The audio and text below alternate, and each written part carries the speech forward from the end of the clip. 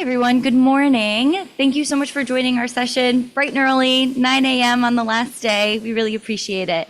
My name is Laurel Zaima Sheehy. I'm from the Columbia Climate School in New York, and I'm so excited and honored to be chairing this session today on addressing the climate education gap through some of the projects that we've done in working in tandem with various educators in the New York City metropolitan area. So globally, climate education has not been implemented into all curricula. And so there are some cited reasons for that. Teachers are feeling that they're not super confident in teaching about the severity of climate change. They also are feeling a little bit uncomfortable when it comes to talking about climate impacts regionally and globally. And they are looking for better, more effective methods to teaching on climate and sustainability. So in this relatively short hour-and-a-half session, we're trying to address those gaps with these three presentations that we have today. So we have a few goals. As educators in the room, you might be able to take some of the lessons and resources and curricula directly and implement it into your classrooms as one of the goals. And another goal could be to learn about the tools that are used by the educators in these presentations as a way to also incorporate into your classrooms to encourage a more active way of learning for your students as well. So all of the presenters currently are in the New York City metropolitan area, so we're really excited to get feedback from you all from this international lens. And I also want to note that there are cultural considerations when it comes to pedagogy, and so some of the innovative and unique and creative educational tools and methods that you'll be hearing from today might be unique for your students, and it might even make them feel a little uncomfortable because it's outside of some of the classroom norms that they're used to. But we're really encouraging all the participants today to open your minds and really stretch to think about how you might be able to adapt and incorporate some of these tools into your classroom. And then we want to hear from you during the discussion at the end on best practices and ways that you think you can introduce some of these tools. So as a friendly reminder, we're going to do questions at the end and hoping to create this cross-presentation discussion. So introduce yourself, share where you're coming from, and your interests or current work in climate education. So with that, I think I'm going to hand it over to Josh to share a little bit more about the RET program. Great, thank you, Laurel, and thank you everyone for joining our session. It's such a pleasure to be here and see some faces that I've seen throughout the conference. Excited to see some new faces as well. So thank you for joining us, and thank you to my colleagues in New York for joining this evening there, this morning here. My name is Josh Fisher. I know many of you now, but I'm a research scientist at the Columbia Climate School, where we're focused on leveraging science and education to address the climate crisis. The Climate School was born out of the Earth Institute, which had about a 30-year legacy of leveraging science for sustainable development. As the climate crisis has escalated, we've pivoted at the Earth Institute to become the Climate School, which is the world's first graduate degree program in climate. So the program that we're going to be discussing today and the projects that you'll see were funded by the National Science Foundation.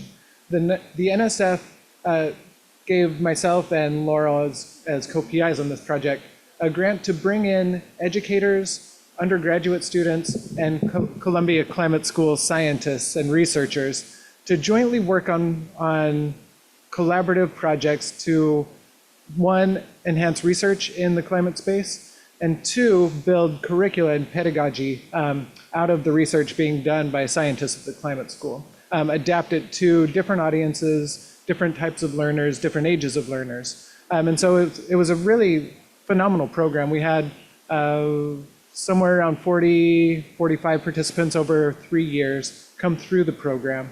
And one of the key outcomes, I think, a huge success has been the pairing of high school and secondary school educators with climate scientists and economists and interdisciplinary researchers at the climate school to really figure out how we can get the phenomenal science that's happening into classrooms, be more accessible, be better utilized and better deployed to educate young learners in this new space and with state-of-the-art knowledge. And so the program was structured such that we would have a Columbia mentor partner with an educator from K through 12 school, which is primary and secondary school.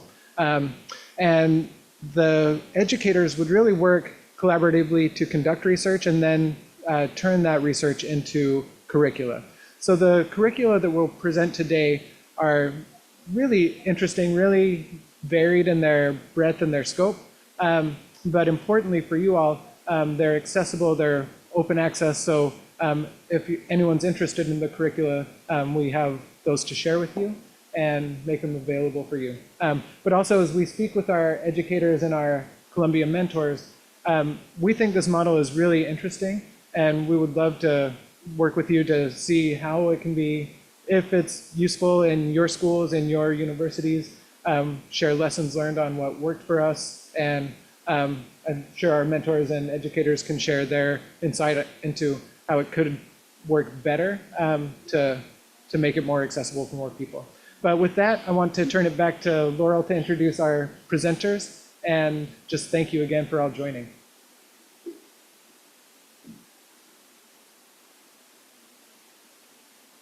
All right, great. So we have our first presentation. Anyi and Erica are going to share about the work that they did around sustainable cities.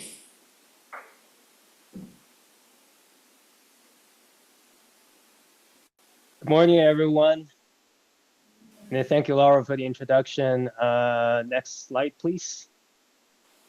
So today I'll give a very brief introduction, the background and scope of the project, and then I'll hand over to Erica to particularly talk about the education module, sustainability education module, and project-based learning she designed. So the project research and development for sustainability education is funded by the Tencent Charity Foundation. So the parent company, Tencent, is a very large technology company in China. And the key objective is to develop a comprehensive sustainability curriculum for high school students. And the project began in 2019, and it was completed in the summer of last year. Next slide, please.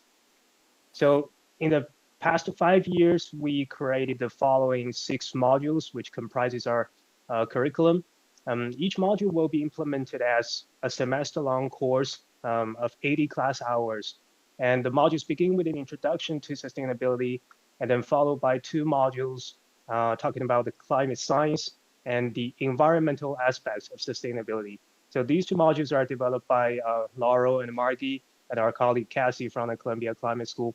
And afterwards, we will delve into more about the social and economic aspects of sustainability by talking about the food system, agriculture, and renewable energy.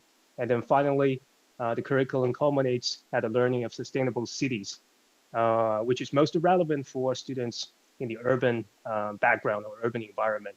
And it is also for this module, next slide please, that Erica is one of the chief designer through her participation in the Beyond Basic Science project in 2023. And from our previous pilot implementation, we found that one of the key challenges for sustainability education is the interdisciplinary teaching and learning. And one of the effective solutions to this problem is the project-based learning, where the projects serve as the platform for educators to collaborate with each other from different background expertise, but also for students to apply the skills and the knowledge learned into practical problem solving. And most importantly, to enhance the system thinking, where the project is connected to different topics where the student learned previously. So next I will hand over to Erica to introduce this module, Sustainable City, and particularly the project-based learning she helped design.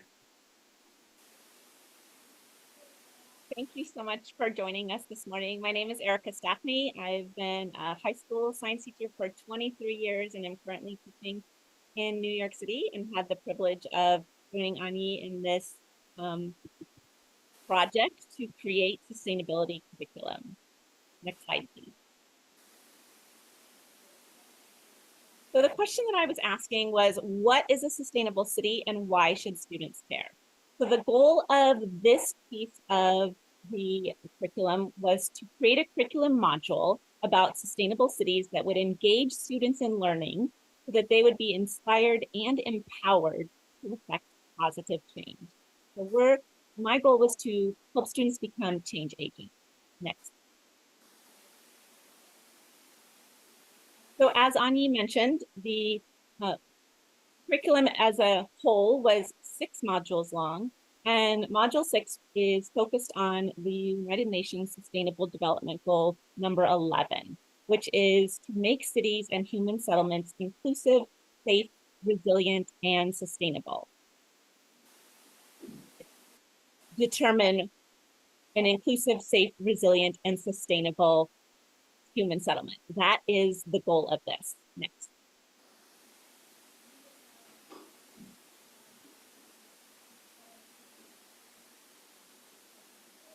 So this is the big picture of the module. This is a resource for teachers that outlines every piece of the Sustainable Cities module. We start with an introduction and then go through each of the systems that make up a sustainable city: energy, water, sewage, food, transportation, and green spaces. And each of these blue highlights is a link for an educator to find a resource that will support them in helping students learn about this topic. Next.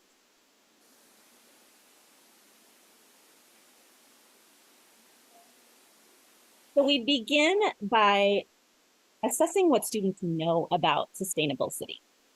So the list on the left is a brainstorm for them. They are given these aspects of a sustainable city and have to rank them in what they think is the most important to the least important. So they're thinking now about energy, water, and sewage, things that probably are not on their radar on a regular basis, and which is most important in defining sustainability. Then we're giving them information about 6 cities around the world. We're not giving them the names of those cities. So these images across the top of the screen are all part of the blue city. They're outlined in blue.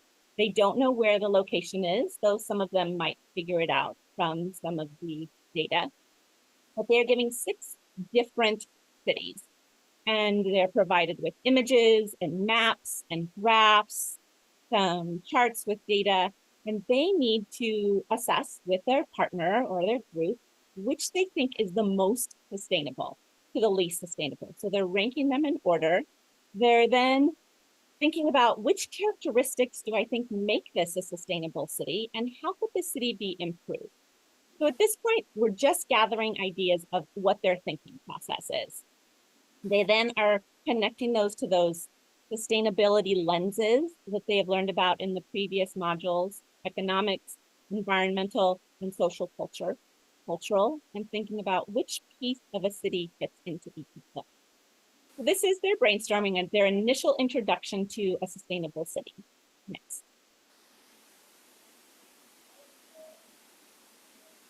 Then they're given this long-term plan. So this we call their thought journey. And they're going to document their ranking on the left side, that first column, after they have been introduced to a sustainable city. And they're going to set this aside. And then we're going to move through the module. So the next piece of the module is they'll learn about urban energy systems.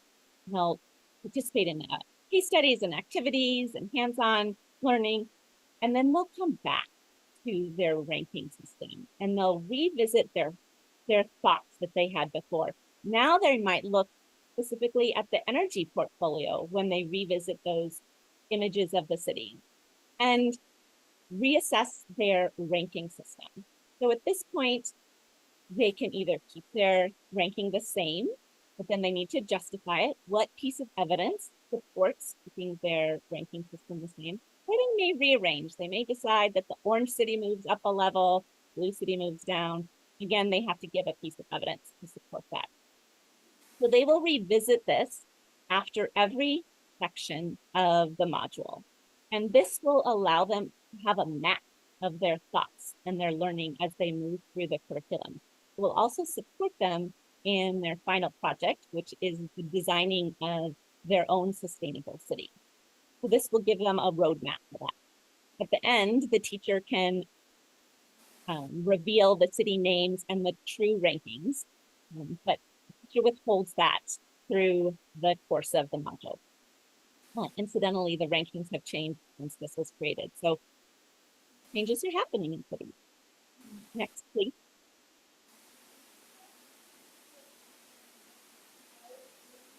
So after the intro to sustainability, they will learn about urban energy systems, urban water systems, urban sewage systems, food systems, transportation systems, and public and green spaces.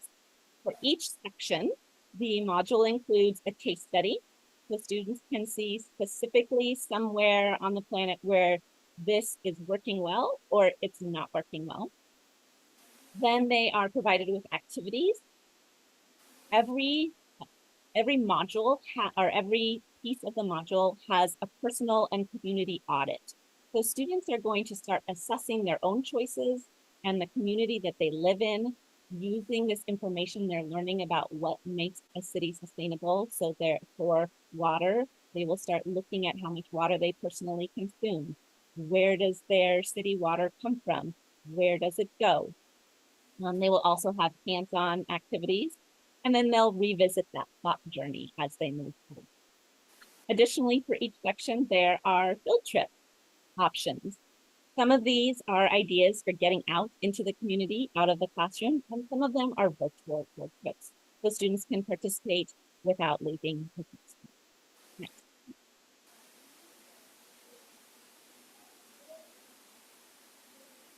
This is just a snapshot of what a teacher will see. So each section of the module includes core subject areas to support the instructors, a learning target for that section. And at the end of each activity, the students will self-assess to see did they learn what they were supposed to learn in that section.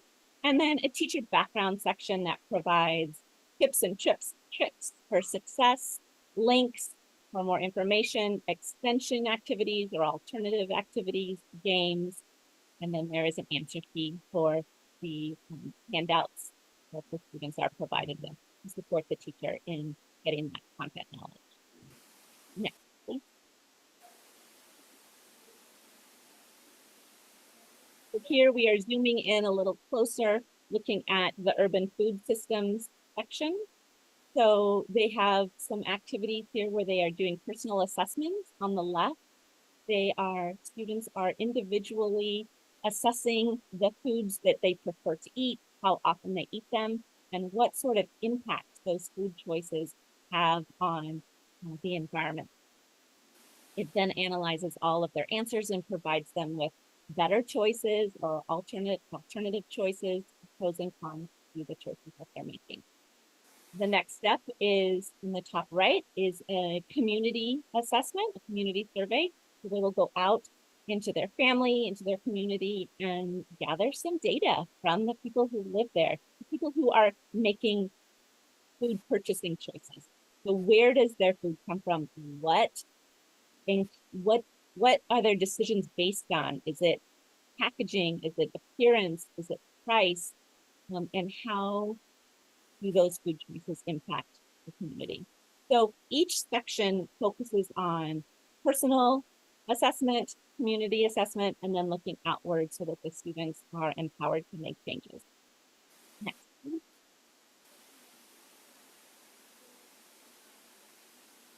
Throughout the module, there are all sorts of resources for teachers. There are games, interactive websites, and story maps, manipulatives, and then handouts for all of these activities so that the teacher can support the students in learning. Next, please.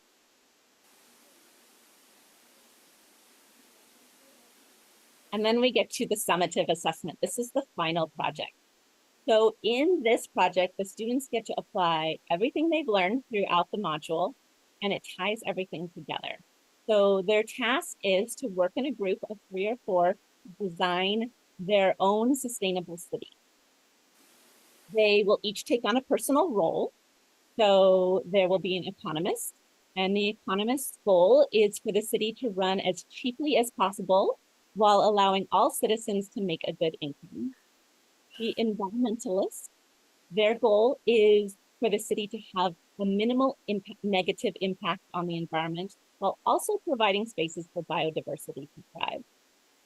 The third partner is a humanitarian, and their goal is for all of the inhabitants of the city to thrive with regards to health, happiness, and wealth. And if there is a fourth student, depending on group sizes, class sizes, they are the project manager. So they will facilitate reasonable compromises, moderate the discussion, refocus the stakeholders to focus in one direction. This allows a huge amount of student choice. They get to become a stakeholder.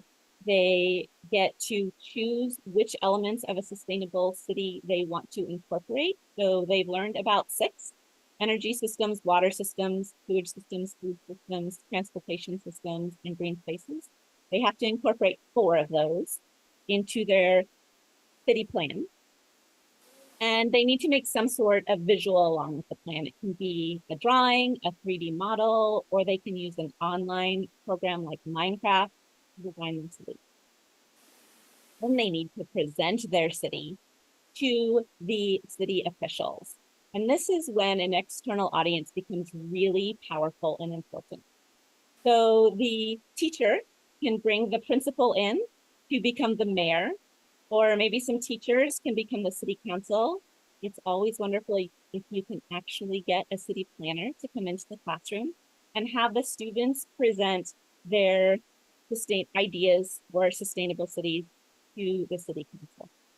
And then the mayor and the city council can choose and provide feedback on their sustainable city vision. Next, please. So this is a big comprehensive curriculum and some takeaways for students. It provides activities to analyze and assess the sustainability of their personal choices and their community. It gives them opportunity and agency to imagine and create a sustainable city. So we're looking towards a positive future. It gives them space to be exposed to other perspectives and values and negotiate a mutually beneficial outcome. And it empowers them to be change agents. For the teachers, it is a framework to support the students in learning about the key features of a sustainable city. And it provides all sorts of resources for diverse learners and options for lessons. Thank you.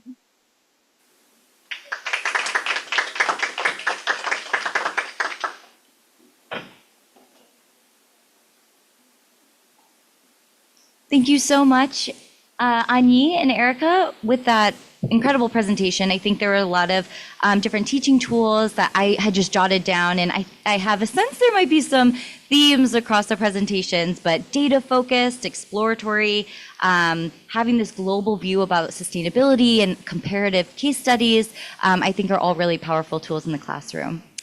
I would like to invite our next presenters.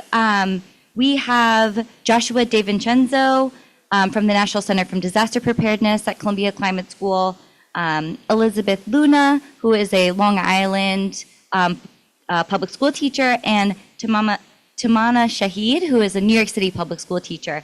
And they are going to share about teaching with maps, instructional strategies, and user research on integrating GIS maps in the classroom to enhance climate literacy and equity. Excellent. Thank you, Laurel. And I'm just going to briefly introduce some of the context of this project and hand it right over to Betsy and Tamana to walk us through. But my name is Josh DiVincenzo. I'm with the National Center for Disaster Preparedness, one of the many centers at the Climate School, where we're really focused on building community level preparedness and resilience for all these different types of disasters that a community might face. And for a long time prior to this project, our work was primarily focused on adult learners and how organizations adapt to these really disruptive events. And it really was just a great opportunity to begin looking at P through 12 and different levels of where we can bring this disaster preparedness knowledge as a piece of empowerment, empowering students, empowering teachers and schools to think about the hazards that are local, but then also prepare friends, family members, and hopefully having kind of a trickle effect from that to expand beyond that. So For us, we've been really reliant on maps to kind of frame out the local knowledge base for the hazards that a community might face. But there was always a missing piece. So we could show GIS maps or geographic information systems, but we also left people with a cliffhanger, not a lot of clarity in terms of what to do with this. So we got to learn a lot from working with Betsy and Tamana, who are going to share really their vision on how to integrate some of this disaster risk reduction strategies and information into a very practical and you'll see in the lessons a very fun way to engage in this type of content. So I will pass it over to Betsy and Tamana. Hello. Hi, so I'm Tamana. I work in New York City at a public high school. So I do ninth grade, just introductory biology, AP biology, which is college level biology. I also do AP psychology. I was with Betsy in the program for 2023. I'm also part of Math for America, which is an organization here. And you can go to the next slide. And I'm Elizabeth Luna, also known as Betsy. I work at a public school on Long Island. I teach primarily earth science to ninth graders, although I do also teach to English for language learners. They're usually from ninth grade to 12th grade. And I teach an astronomy class for 11th and 12th graders. I'm affiliated with, along with Columbia Climate School and NCDP. NASA Climate Change Research Initiative. I'm one of the educational ambassadors. Okay, next slide.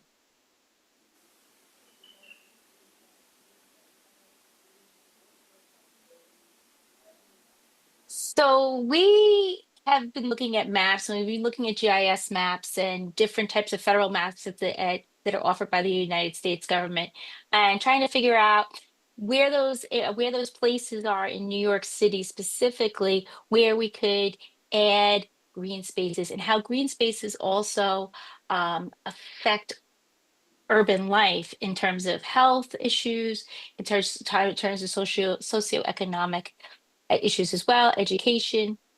Mana, you want to add anything more? Yeah, and then we looked a lot at just resilience of communities, especially looking at students like immediate areas and areas around the city. So we first had to have a conversation about like what resilience means. So we can go to the next slide. Yeah. So So we how do we learned a lot. Oh, go ahead. You Go ahead. Yeah, we were looking at GIS tools. We were looking at a lot of maps from Esri. We do have a QR code in the corner if you get curious and want to see some links to things during the presentation. But we were looking at a lot of the data from maps that had like collected census data from different counties over the years. And yeah, I guess Betsy, you're gonna say. Yeah, and what I was going to add to that too was that at each of the QR codes usually it also gives you a link to a lesson plan and to actual lessons that you can integrate directly into your classroom. So you might just have to tweak a little bit of them. I think most of them are Google documents. So you might have to download them and then you can have at it. And everything is aligned to NGSS, which is our national standards for science. Next slide. So we looked at using maps to investigate risk reduction, sustainability, and urban planning. And then we both focused on pretty much almost like urban heat islands and how we can use the EPA EJ screen and the environmental justice screen and how we use that for demographics and how we can use that to figure out different sustainability and resources and building resilience in communities, specifically to Manhattan. I also added in another tool based on the UN Sustainable Development Goals, how they use it to assess risks in local communities. So you'll see a little bit of that coming up. So we can go to the next slide. So our goal is to use GIS maps and technology instructional tools to address climate change, equity, disaster risk, and reduction education, which is really important because we find that sometimes students, like for example, in New York City, we very rarely get hurricanes or typhoons, but how do kids get, used to the idea that this is a natural disaster that could happen in their area. And then how do we prepare them for that as well? And then how do we build in that community resilience? How do they teach others how to also be prepared for these issues? And we use some of these tools that you see listed in the middle. Many of them are from government organizations, so some of them are from FEMA and used for determining like federal funding, how much money goes to where when it comes to recovery or preparing for a natural disaster. So we were thinking along the lines of connecting these tools with students and showing them all of it, all the data, and having them figure out ways to kind of preempt the problem as much as possible, but also think of solutions to these issues. We can go to the next slide. And then, so how do we ensure, this is some of the problems that we came up with that kids need to start to think about. So how do we ensure that all the apps are feasible for all students, especially English language learners? So what we find is that some of the applications are only available in English. And especially in the tri-state area of New York, we have a lot of different languages. I think we have 88 different languages in some that people speak at most of our local community colleges. So you have to have those resources available. We also, how will students learn how to connect GIS technology? Like, how do we connect the maps to their own communities, which we found was really important? And how do we make that a powerful tool that they can use later on? Then we were looking at how learners are going to connect the maps to climate justice and encouraging ways to take action, just like Josh was talking about in the beginning, especially in their own communities, just to make it more personal for them. So if you go to the next slide. The first lesson I'll talk about, I've actually carried out in my AP biology class as one of the first lessons we do. It's about a tool called EJ Screen, which uses census data to show how kind of there are various risk factors that make more people susceptible to heat waves. And heat waves have been getting worse over the years, basically, especially due to climate change. So that's also going to be affected by whether someone has, let's say, access to air conditioning in an immediate area, or if they're working somewhere where they're always exposed to the heat. And we looked at factors like that. So we go to the next slide.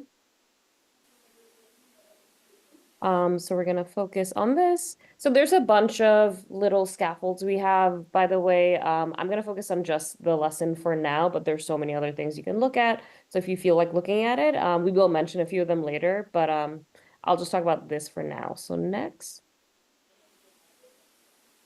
The way I ran this lesson, it ended up being about 1 to 2 45-minute periods, can be shorter. It could be for 9 through 12 or even upper middle school classes. And the point was for them to see that these climate events were affecting different communities, even within the same city, as close as a few blocks away, or 20 blocks, let's say. They saw how they affected those neighborhoods differently based on what resources they had already. Go to the next slide. So with my activity, I gave them an area that was close already to the school. So the school I work at is in a more privileged area, but about, I guess you can say like 50 blocks up, 50 streets up, there is an area that is not as advantaged. And I had them kind of compare the two neighborhoods. So I gave them a claim to justify why this area should get more funding for planting more green spaces that would help counter heat waves. And we used a protocol called claim evidence reasoning. They got this claim. They had to gather evidence using the tool and then come up with their reasoning, justify why they wanted more funding for this community.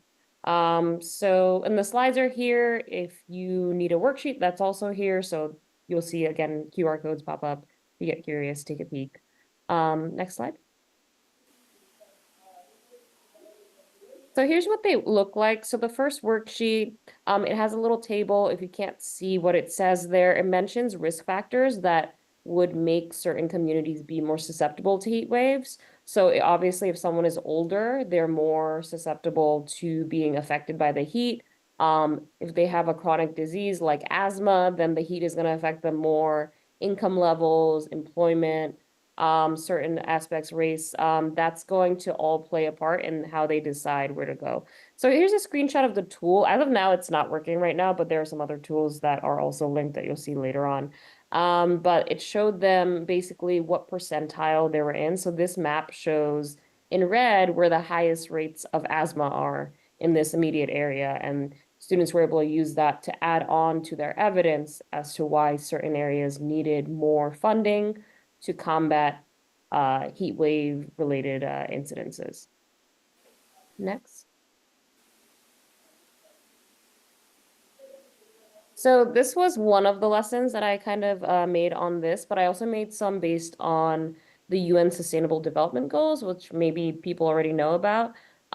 So there's a bunch of stuff here. I would recommend looking at the story maps when you have time. Again, there's a QR code. I've made Google Slides versions of things, and we have a lot of worksheets.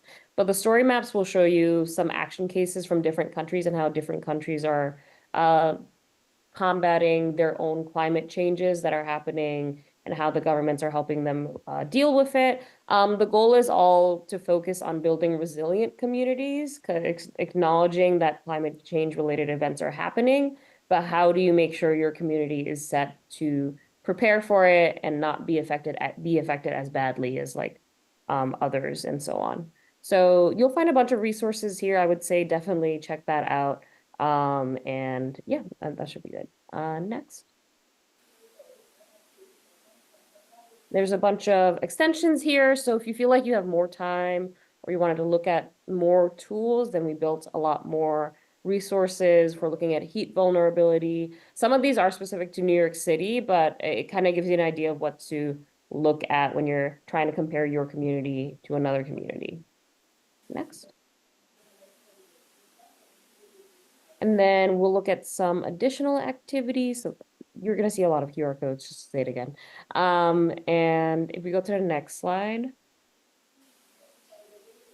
this is kind of a scope and sequence that Betsy's going to talk about, so I'll let her take over. Yeah, so I'm going to focus on probably lesson 1 and lesson 3B.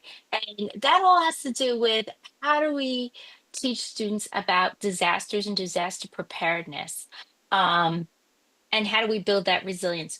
If you click on to where it says climate change for the world using gamification, I'm a big fan of using games and game simulations to get kids involved. I feel like it's very low stakes for them, and they can actually manipulate the different materials in it. So if you click on it, I think it's already linked. You could click on it. It's already there. I don't know if you have an opportunity. It'll bring you to. Yeah, there you go. So I just recently did this with my students. My students really enjoy this. They get to explore several. Thank you. They get to explore several different disasters. This game is called Stop the Disaster. It's provided by the UN under the UNDRR, and it comes in multiple languages. So that's not going to be a problem. The game can last anywhere from 15 minutes to 20 minutes. Students are almost like the mayor of their own town, and they're given an amount of money. So it goes on hard to very easy. It could be anywhere from $50,000 to a $20,000 budget. And they have to figure out about how do I handle this? Do I move people? Do I upgrade my electricity? It runs through all those simulations. So instead of having like a community meeting where you try to work all these situations out, this year does it really nice for kids. My students do this. It takes about a week, but they also jigsaw it, and it requires them to work together. So I understand like some people don't like to work together, but in this case, I felt that over like the first day, it's difficult to get them to work together, but usually by the last day, by the 5th day, they have a lot of fun. They get to share what they've learned. So yeah, uh, you could exit out of this so we can go to my next one. I'm trying to be mindful of time. Okay, if you could, yeah, 3, go back, please. 3B. Engineering's community, yeah. So this is very interesting. This is called the ParkServe tool. And what this allows students to do, if you click through it, what it does is it allows students to create their own park. So I happen to live in a suburban area that just is probably in some areas just as population dense as places in Queens and in Brooklyn. Um, and what this allows students to do is to actually create a map, create a park in their own town, and they can make their own green space. And then using all the demographic material provided by FEMA, they can figure out, was it worth building the park in that area? Did it bring down health issues like asthma? Does it improve the quality of life in their neighborhood? And you could pretty much do this in any place in the United States using the Park Serve. I haven't tried it outside of the United States, but as long as you have a zip code in a city, you should be able to do this. This activity is a little bit more challenging. I wouldn't necessarily have them have students do this who are in like maybe 8th grade, but I think you could probably do this with easily with 9 through 12. Okay, you can exit out. Thank you. And again, it goes through why do we need green spaces and why they're important. Okay. Next slide, if there is one. Yeah, and here's all of our additional resources. You could go through it. It's all attached to a Google Drive, I think, Google Drive with a Google folder, and you can download all of the lessons and the lesson plans. Okay, thank you.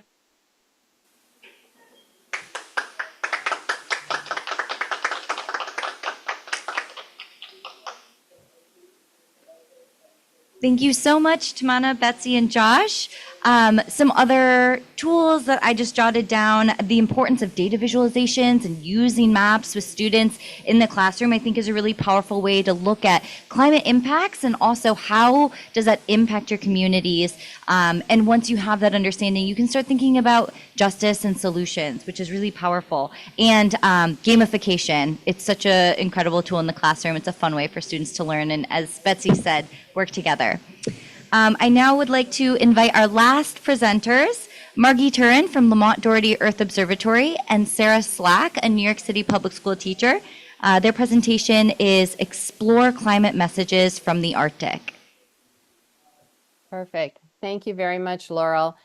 So I'll just do a really quick introduction. I'm Director of Educational Field Programs at Lamont Doherty, which means I like to be outside and I like to take people outside. And one of the things that is really interesting and important to me is the use of authentic data in education. So trying to get real data into curriculum and use that as a way to explain what's going on in the earth. And I will ask you to advance the slide and I'll let Sarah introduce herself. Man, I forgot I was going now. Hi, everyone. My name is Sarah Slack. I teach middle school science at the Montauk School, which is in the Borough Park neighborhood of Brooklyn. Like a couple of the other teachers here, I've been part of NASA's Climate Change Research Initiative program. I'm also in Map for America, which is an amazing program here in New York City to support math and science teachers. I've been in the Albert Einstein Distinguished Educator Program, which partners STEM teachers with federal agencies so that we can work on education resources and policy at the national level. And then I've also had some cool experiences getting to travel to some amazing places. Like this picture was taken on the deck of an icebreaker off the southwest coast of Antarctica. So I'm looking forward to talking a little bit about how we integrate some of these climate activities with a middle school audience.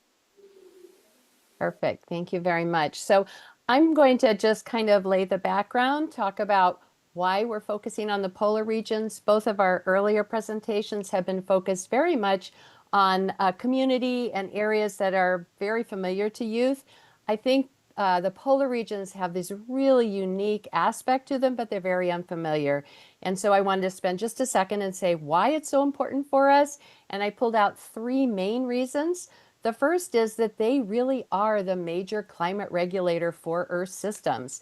They have a huge influence on our atmosphere in terms of influencing our global winds and atmospheric patterns. So they really control that movement in the atmosphere. They are the drivers of our ocean circulation by that cold water that melts off of the ice and by the formation of sea ice, which drops down salt and creates these density differences that make our oceans turn around. And then they are covered in ice, which is very reflective, and that keeps our whole Earth system cool by sending some of that heat back into space. So again, climate regulators, they're also these incredible keepers of what's happened in the past. We call those archives, and they just hold on to that data. They're very unexplored, and so they're a little bit pristine. And so a lot of the messages that have been left on Earth by things that have happened in the past have been imprinted over by us where we've developed, but in the polar regions, they're still there, and we can look at those to understand past climate. And then a third reason is they really are telling us about the future of climate. Things are happening very rapidly in the polar regions. And because of that, they show us what is possible and what could be possible for us going down the road. And I'll mention a fourth thing that I didn't put on the slide, and that is that they are so unique and so mysterious that they just capture our imagination. And so they're a really fun way to teach with students because every person can be excited by how unique these spaces are. And next slide, please. So we're going to dive into a project called the GREAT Project.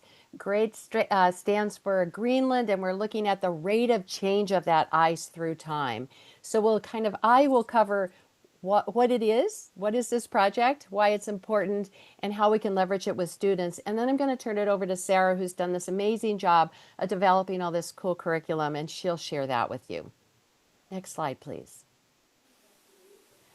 So what is the GREAT Project? We're looking at recreating the history of the Greenland ice sheet over the last 11,700 years, which is a period that we refer to in science as the Holocene. It's this recent interglacial. So we're in an ice age still. We have glacial or cold periods, and then we have interglacials, which are warmer periods. Right now we're in this interglacial, and it's been going on for this last 11,700 years. And we're interested in understanding how that might have affected the Greenland ice sheet. By the way, I'll just point out that on the slides, you'll see different people. These are people that Sarah's going to introduce us to a little bit more. They're the real drivers of our story with the GREAT Project. Next slide, please. And the way that we can understand the past of the ice sheet and the climate is through these messages that the Earth has left behind. So the Earth leaves messages and they are just hidden in the landscape. And it's up to our scientists to try and find those messages and unpack them. And they do that through these very indirect ways called proxies. So there's no thermometer, there's nothing that was here that can tell us exactly what was going on in the past. But there are these hidden messengers in different small insects or plant pieces or sections of mud or little bits of ice that have captured some of the atmosphere. All of these are tools that we can use. Next slide, please. So why is this particular project so important? Well, we think that it's really important because the past is helping us to plan for the future. So understanding how things responded in the past, how did the Earth respond to a past warming, can help us think about what might be coming our way and help us prepare for that. Additionally, we use models to help us think about how to be ready for the future. Models are really how we can kind of grasp and think about what's coming our way. But models are all trained with data. They're not just made up or imaginary. They're filled with bits of data that tell us, that help us refine them. And we are collecting this data in the polar regions that's going right into these models to help us fill the gaps that are missing. And then finally, through this project, we are able to bring together a whole range of different proxies or indirect measures. You saw that image that I showed, that all these different ways that we were collecting information. And by bringing all of these together, we strengthen our findings. No one proxy or one indirect way is going to give us all the information, but by bringing multiples of them together, we can actually narrow the uncertainty and really get a better sense of it. Next slide, please. So how are we going to use this to connect with students? And you'll see here in front of you these fun images. So these are our scientists. We took early career scientists and we turned them into these superheroes. And each of these superheroes has this really crazy, unique super skill. And those super skills are what they use to understand those hidden messages on Earth. So for example, looking across this particular slide, Allison is looking at plant species. And from looking at the leaf waxes that are left in the mud from these prior plant species, she can tell about the temperature, the climate that was in place during that period of time. And I won't go into each of these because Sarah will do that. But again, each one brings these really cool skills to the use of their particular proxy. Next slide, please, Laurel. And each one of these superheroes is a superhero with their super skill, but they're also real scientists. And so we showcase these as a scientist, as well as this really amazing kind of unusual creature that's really able to solve these problems. And with that, I'm going to turn it over to Sarah to tell you about what she's done with all of this. Thanks, Margie. We'll go to the next slide, please. So we have all of this data, and asking students to look at these complex data pictures that scientists have collected can be a little bit overwhelming. So I first want to just introduce some tools that are easy to use when you're looking at data with students. That allow them to start to feel more comfortable when they're presented with data in a table or in a graph or even in a map format. The first is the MyNASA data literacy cubes. Along with these die that students can roll, there's also a series of questions that students can answer. There's some choice involved where they don't have to answer every question for each number that they roll. And it's often very simple questions. The color I see the most of, the label for the x-axis, you're just asking them to look more closely at a set of data. These are leveled, which means they're available for students who have different reading levels, different ability levels in science. There's also a set of questions that are designed for students that are still learning English. These are all available as Google Forms so that students could fill them out and turn them in without you ever having to handle a piece of paper. And it really is, I think, a way to build data literacy, starting with very simple questions that anyone could answer. If you could flip to the next slide, there are many different ways that we can present data, and we're going to see a lot of them as we move through the activities related to the GREAT project. But I just wanted to start with this, one of my favorite data visualizations to use with my students. 97% of climate scientists agree that humans are causing global warming. So here are 100 scientists, and 3 of them are not raising their hands. So if you could take a minute and try to pick out the 3 out of 100 scientists that disagree with the idea that humans are causing climate change.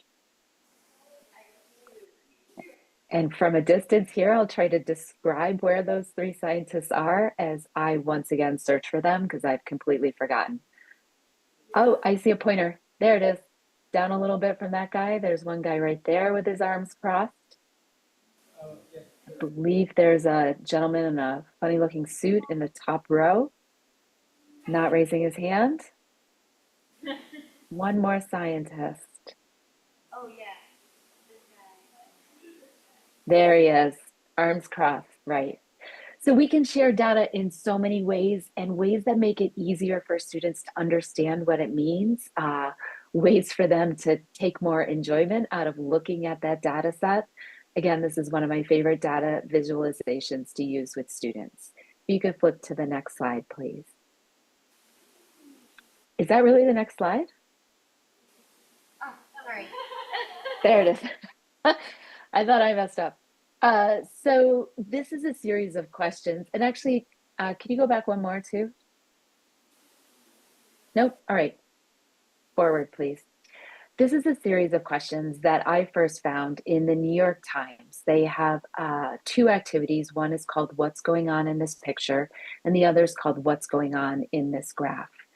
And in these activities, students are given a graph or an image that will be used in the New York Times in a few days. But before it's released with its full context, they're asked to answer these questions about a graph or about a photograph. What do you notice? What do you wonder? What impact does this have on you and your community? And then what's going on in this graph, which asks students to write a headline that sort of summarizes what's happening. After a couple of days of the graph or the picture being posted, students are then given the full context and they can see whether or not their headline, their response to the graph aligns with the New York Times story. If you could switch to the next slide. One thing I like to do is to combine those two things together. So put a picture and a graph side by side. Together, these two things tell a story and make it a little bit more easy for students to see what's happening in the graph because they have that picture to engage them a little bit, that picture right next to it. So in this graph, we are seeing the average monthly Arctic sea ice extent over the last 42 years. And the picture of the polar bear standing on the ice, on the edge of the ice, is a story that many kids might be familiar with, that polar bears are struggling to catch their food as the ice breaks up. They need that ice layer in order to hunt for many of the seals that are such an important part of their diet. Next slide, please. So based on all of these ideas, I put together a student packet, and there's a link to this packet in the slides here. Sorry that you don't all have it in front of you, but I'm just going to walk through some of the activities, some of the questions we're asking students in this packet. And we're starting with this graph. What's going on with this graph? And if they want to look more closely at the data itself, or at the way that it was collected, there are two links here. One is to this NASA's Vital Signs of the Planet, which gives you a chance to zoom in on data in the graph and look at it more closely, but also NASA's Eyes on the Earth, which shows the satellite fleet that's up there collecting Earth systems data, including the GRACE satellite, which is the one that's capturing information about the sea ice in Greenland. Nope. The land ice in Greenland in GRACE. Next slide, please. So, sorry, in that graph, students are just asked to answer questions. How many years are displayed? What trend do they notice? What's the range of values on the y-axis? So again, simple questions, but just building comfort and fluency in looking at a data set. The next questions students are asked are 3 questions that they'd like to ask the scientists in these pictures. Students have expressed curiosity in what some of the scientists are doing, what our first scientist is holding. The one, is that Aaliyah with the helicopter, I think? Why is she tying her shoe with a helicopter there, which is not what's happening. But still, these pictures are going to be novel and exciting for students, and they're thinking about what is going on in this place? What are these scientists doing out there in the field collecting this data? So then we are going to look one more graph maybe, or are we going to start to dig in on our student scientists? Next slide, please. Students are also asked to compare the kinds of data that can be collected by scientists in the field versus satellites in the atmosphere. The detail of the data is sometimes just, I'm dazzled by what our satellites can do, but even more impressed by what our scientists can figure out when they're out there in the field. The detail in the data that they're able to collect in the field, the way that they can use proxy data to look back in time. Most satellites can only capture what is underneath them at any given moment. Our scientists can look back thousands of years with the data that they collect. Students are asked to make a comparison between satellites and scientists after reading a sort of pros and cons list of both. What kinds of things can our satellites contribute to our understanding, and what kinds of things do our scientists contribute to our understanding? Next slide, please. And they make that comparison using a tool called a double bubble map, which is similar to a Venn diagram in a lot of ways, but I always hated how Venn diagrams don't leave you enough space in the middle to list things that the two different objects or terms have in common. Double bubble map allows students to make comparisons between two objects using all the space on the page instead of that cramped space where two circles overlap. So we're going to use this double bubble map, this graphic organizer, again when we're comparing something else at the end of this project. So next slide. And Margie went over this a little bit, but this is another important point to drive home with your students is why should someone thousands and thousands of miles away from the Greenland ice sheet care what's happening on the Greenland ice sheet? And the reasons are, of course, that global climate is partially controlled by the ice sheets. This ice sheet melted, it would change coastlines around the world in ways that would be devastating to so many human communities. Next slide. If you could press play, if this video will work for you, fingers crossed. This amazing data visualization is another one where you can ask students what's going on in this visualization. What's happening? What do the colors mean? What do the tiny arrows mean? What are we seeing as we watch these multiple years of data? You could also ask students questions. How does the color help you better understand what's happening? Can you see the connection between the graph and what's occurring in the image next to the graph? So challenging your students to look at this data visualization more closely to get information from it. And it really shows a remarkable loss in ice from the Greenland ice sheet.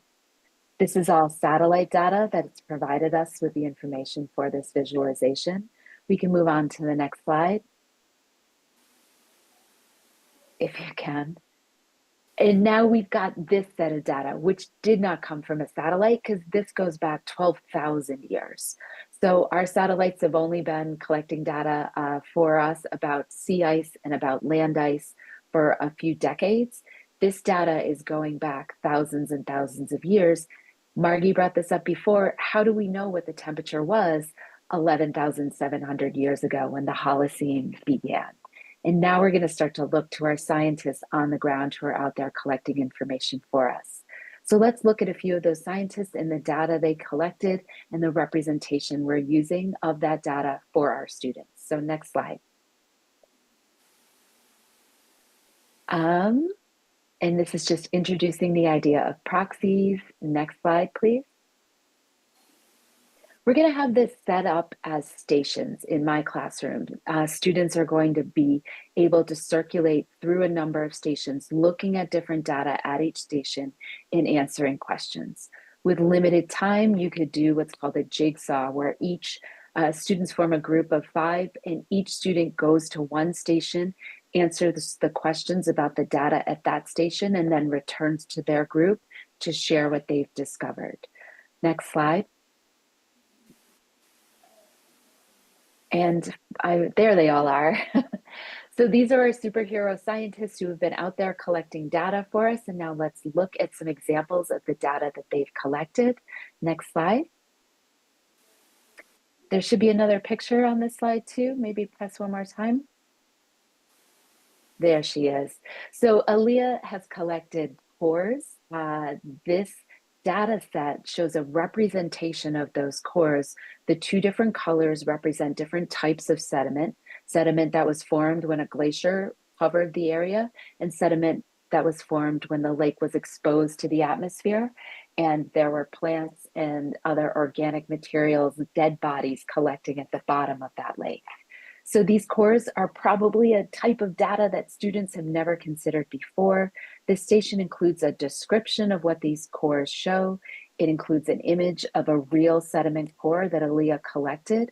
And then students are asked to analyze this unusual data set to figure out when certain lakes were uncovered, when the ice melted from above that lake and left it exposed to the atmosphere. Our next slide shows another data set one more time, and we'll get Estelle's superhero picture. Estelle collects sediments to look at sea ice extent. So whereas Aaliyah's data came from lakes on the land, Estelle's data comes from the sea ice, and she has identified the presence of different dinocysts in different layers of sediment. And these dinocysts can reveal whether or not there was sea ice over this portion of the ocean at what the point when the sediment was laid down. Let's go to the next slide. And another click for our superhero. We've got a map for Nicholas. He is looking at rock data.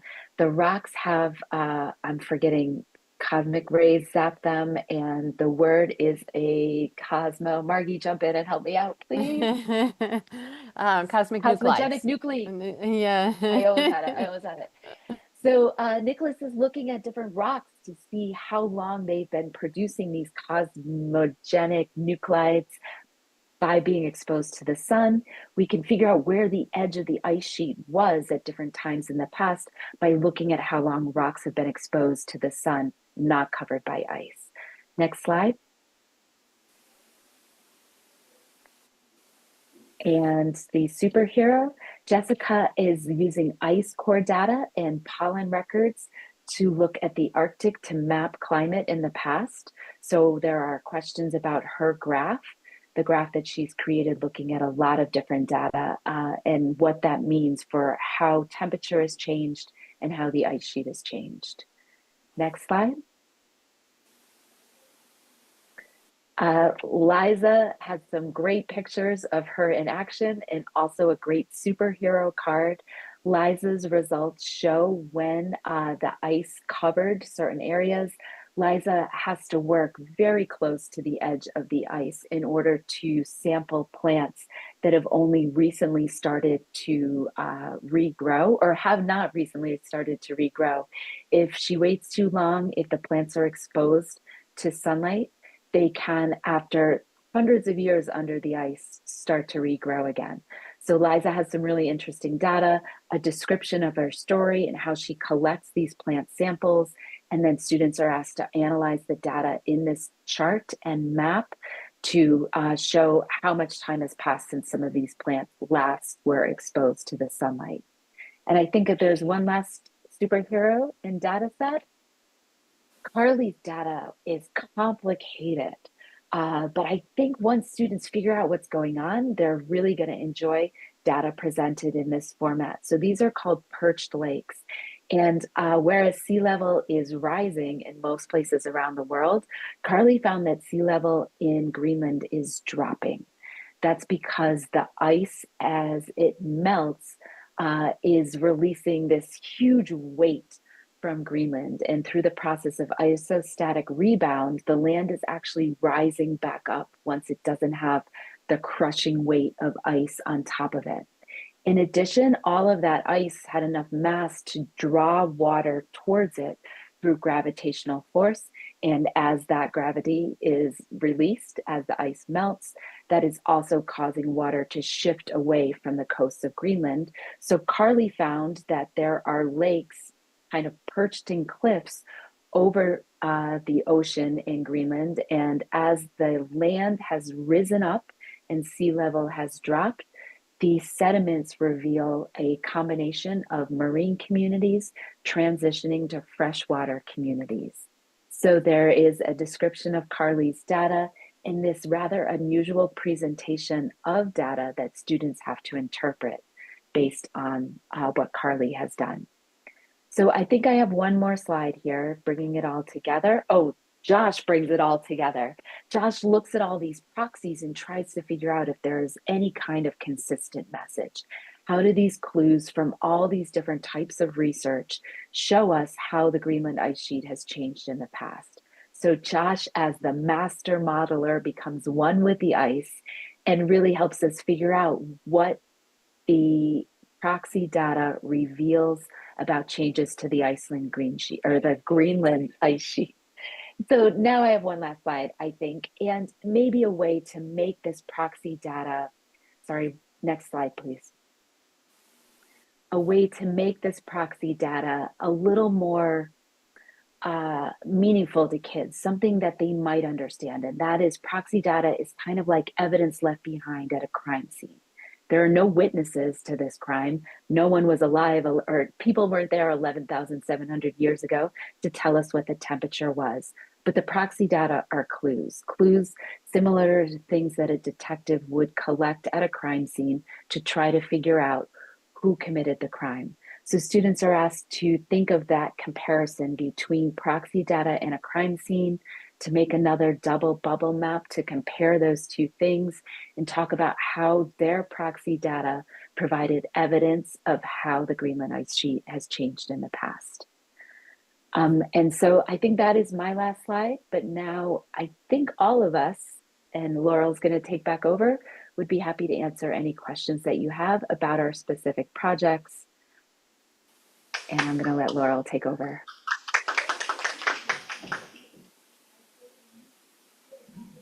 Thank you so much, Margie and Sarah. That was wonderful. And I think some of the really powerful things that you incorporated into these lessons is that you're incorporating real data into these lessons. So students are really in the classroom embedded in these research projects. And it can be complicated, but there's scaffolding that teachers can provide for students so they can really dig into this real data. And also the use of art is a way to connect students to some complex topics, as well as visualize potentially themselves as a scientist superhero in the future. I also want to mention that I brought some of the scientist superhero cards if anyone wants to take some. Yes. I think I have more than enough for everyone in the room, so feel free to come and take.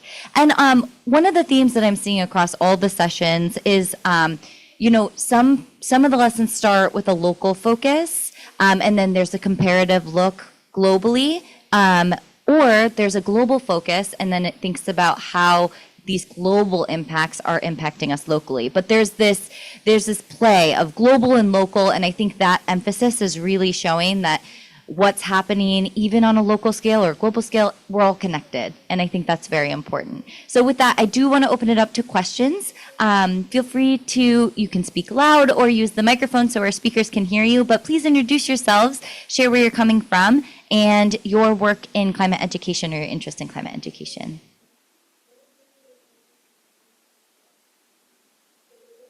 Catherine. Hopefully you guys can hear me. I'm Catherine Alfredo. I'm an assistant professor at University of South Florida, but a product of New York City Public School. So I love this.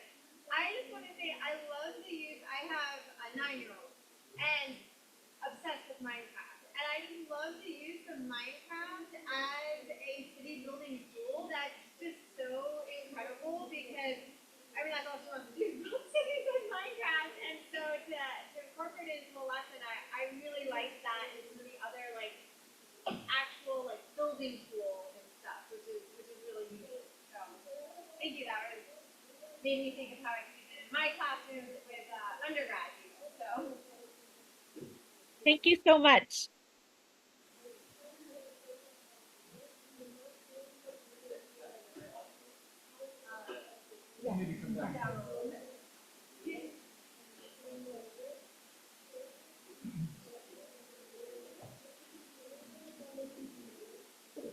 So, hi, my name's Martin Cruz from the University of the Philippines. I'm also a licensed practicing teacher here. So I'm just curious, and yeah, I just like to say all of your pedagogies are cool, and I think it gives students less intimidating when it comes to use of data in science. But I'm just curious, how about assessments? Do you use a rubric, or do you do an observation type of assessment? And how do you grade students when you use these kinds of pedagogies? So thank you very much.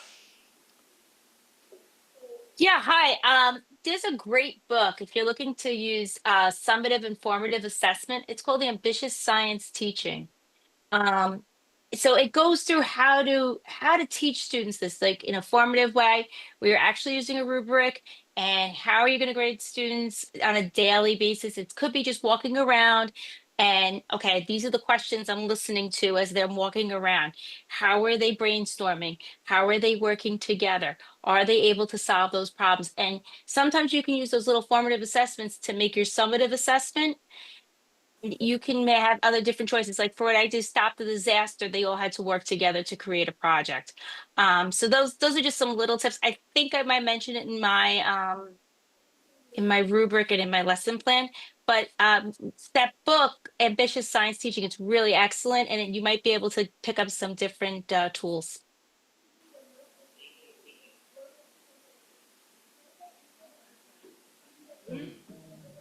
Oh, yeah.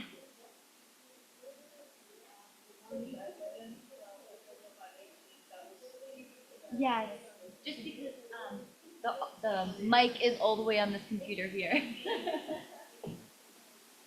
Good morning. I'm Melanie from San Pedro College, Davao City, Philippines. I would like to know if I'd like to know regarding the time frame of the course where you utilize modules. How long is the course? Is this in reference to the modules from the 10 Cent Charity Foundation? Okay, Yes, yes, yes. for Anyi and Erica. In general, we try to implement each module as a semester-long course. They're intended to be 80 class hours, so it's basically 4 classes every week for 20 weeks for a whole semester. And for each module, the main deliverable we provide is something like a combination of a textbook and also a teacher's instructional manual. So the majority of the module material is in the form of a textbook. It's like 200 something pages. And also there are very detailed student activity and project-based learning materials like the one Erica showed you with a lot of graphs, a lot of rubrics, and with the detailed instructions on how these activities are played out and what are the different roles for a particular simulation. So ideally, each module will be implemented for 1 semester. But during our pilot implementation, we found out due to the different pre-existing experience or knowledge with the students, typically some of the modules, particularly those related to climate science, it turns out to be longer than 1 semester because our pilot school located in China, in the city of Shenzhen, the students are rarely experiencing any like environmental education or particularly climate change education before. So they do have a lot of background information to catch up. So that's why for any kind of context or students who doesn't have any pre-existing like learning experience with climate change science, it may take longer.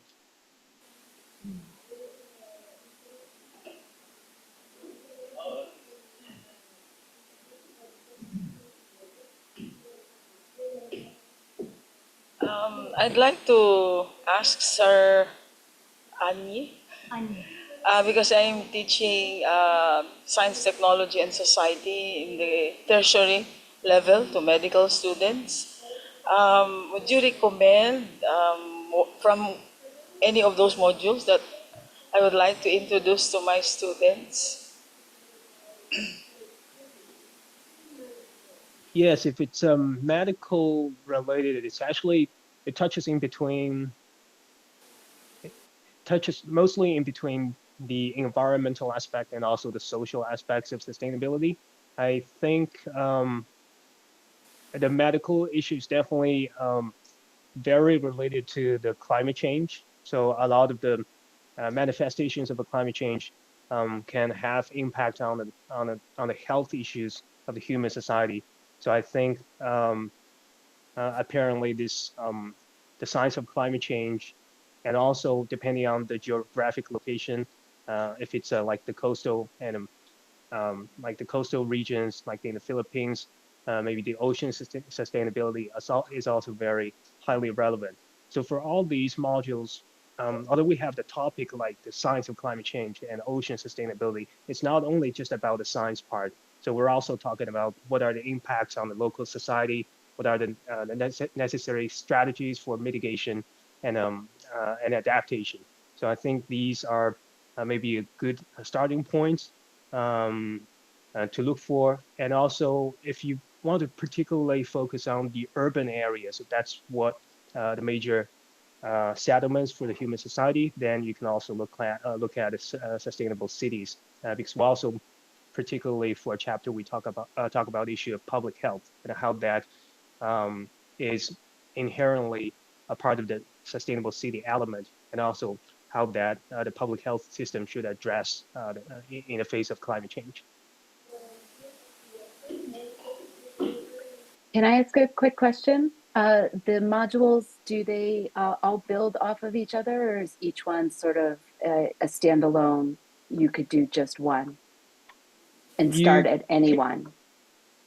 Yes, it's mostly sequential. It should be each one is usually built on top of at least a partial understanding from the previous one.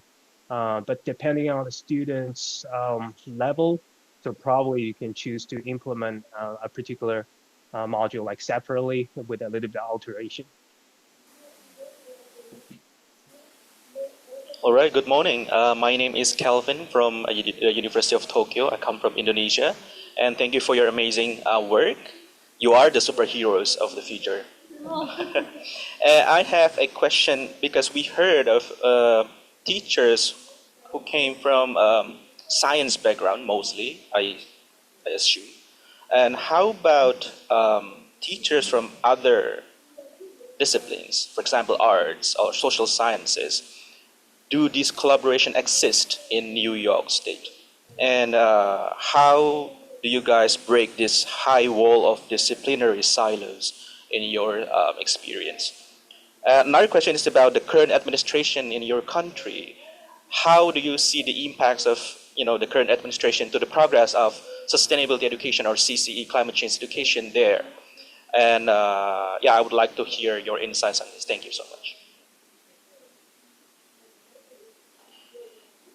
I'll take the first half of that. We are actually working on part of the climate education leadership team here in New York City, which is a group of teachers and administrators who are dedicated to improving the quality of and access to climate education in our public schools. And we've realized that so many of our core subject teachers, our math, ELA, math, English, social studies, and science teachers, feel like they have so many things that they need to get through in the course of a school year that they don't always have time to take on these extra topics that they maybe are interested in and would be great for their students. But we have to get through so many things to make it to the end of the year. That's true in AP classes, that's true in Regents classes, and it's even true in 8th grade science. So instead, we are looking to other subjects who might have a connection to climate, and recognize that climate education does not have to be the exclusive purview of a science teacher. It can be taught in a class that's focusing on art. It can be taught in a class that's focusing on health. And finding ways to bring those connections to climate education to teachers outside of the sciences is something that I'm focused on and working hard to do. But I also think that we can use climate science in any subject by just thinking about the context for addressing climate. So if you're teaching about graphing, you can use a graph that shows how carbon dioxide levels in the atmosphere have changed over time. If you're in a social studies class, you can look at climate refugees and how people have had to leave the places that they've called home for generations because of drought or because of sea level rise. So I do think you can find context for climate education in a lot of different subjects. Finding time to introduce these amazing enrichment activities into a subject might be easier in something outside the sciences. Then the question becomes, how do you make teachers feel comfortable talking about something that they don't feel has that super strong link to the curriculum that they have been dedicated to teaching. And that's why I think all of our activities have really strong engagement focus for students. And so that might be teachers can learn as their students learn about these topics. And that engagement aspect makes them interesting for students no matter what subject you're engaged with or dealing with. And I'm going to let someone else handle that administration question because I don't know what to say. I can I could speak briefly about. speak to. Oh, Okay, go ahead, go Betsy. ahead, Josh. You talked about because I was going to talk about the curriculum because in New York State, well, we have a federal curriculum. We also have a state curriculum. And with that state curriculum at the through the 9 through 12, they had that each of the core subjects, social studies, social studies, math, science, and English, they all at some point do touch on climate. And it's a part of their curriculum. And it's now one of the pathways to graduation. So if a kid doesn't excel in one area, they can excel in that. Okay, Josh, I'm sorry. No, I was happy someone else is going to jump in on, on that question. That is a very difficult one, but one that I've been getting quite a bit recently. So our team works very closely with the federal government and has for a long time. And so when it comes to some of the takeaways of what we're seeing kind of as the implications of perhaps not the top down endorsement of climate education and climate data, it has been just a really interesting challenge, especially when we think about the teaching with maps projects that was queued up today. A lot of those rely on data sets that have historically come from groups like NOAA, groups like the CDC. So a lot of our publicly accessible data has come from these organizations. And we've seen in the research community a lot of ways in which folks are beginning to archive those maps, to collect those data sets and still use them. But more on the education and learning piece of this, of what the administration shifts have implied and we're starting to see it affect is, we did see how the momentum of a top-down leadership and endorsement from the federal government has been able to influence and help out climate. So we had that period where the kind of the wind was at our backs, but I think now seeing the inverse of that, where we're having to really explore more bottom-up approaches to teaching and engaging on climate information, it's also really preparing for the turbulence of just climate work in general. And hopefully students and educators are really looking at ways in which we become creative, we become really resilient. And folks that have been working on climate related education and efforts for decades at this point are well used to this type of change and dynamic change in landscape. So one thing that we're really working with our students on is navigating that, understanding how those different types of institutional influences play out, but then two, how do we still continue the scientific evidence-based work, knowing the context in which it is going to exist. So it has definitely caused some challenges and barriers, but it's also creating generations of climate learners that are going to have that adaptive capacity when there isn't necessarily the wind at our backs, or the adaptive capacity. So not to hopefully just trying to add some positivity to the elements, but I would be lying to you if I didn't say it wasn't a challenge, but that is something that we're exploring. And I want to add to Josh that, so if you want to look for any particular learning standards regarding how to incorporate sustainability education into different topics or disciplines or courses, one area to look for, as an example, is the Washington State Environmental and Sustainability K-12 Learning Standards. To my knowledge, this is one of the state level educational learning standards, particularly for incorporating sustainability topics or elements into each subject. So they really have grade level topic, like matching the topics of sustainability into the different grade level, grade 5 or grade 7 science, grade 10 mathematics, or grade 11 English language learning. So it's really detailed breakdown by the Washington State. So for anyone interested in looking at how the sustainability or environment or climate science topics can be integrated into the existing curriculum, that's a great source for the example. And otherwise, I think I totally agree with Sarah and Josh. So usually in classroom teaching, it's really the bottom-up approach. So the teachers really do make a difference in terms of how they can incorporate the sustainability content into the different topics or subjects.